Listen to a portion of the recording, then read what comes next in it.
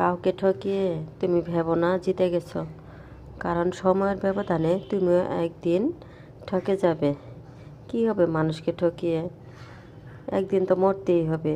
এই কথা কয়জনে বোঝে বলেন? জীবন ক্ষণস্থায়ী।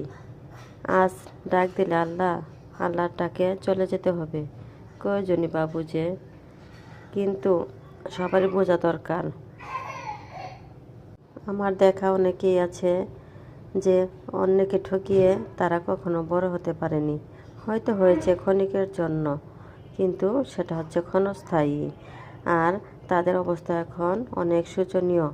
অন্যকে ঠকিয়ে হয়তো এক সময় রাজকীয়ভাবে ভোগ করেছে সব কিছু, কিন্তু এখন তারা পথের ভিখারির মতো।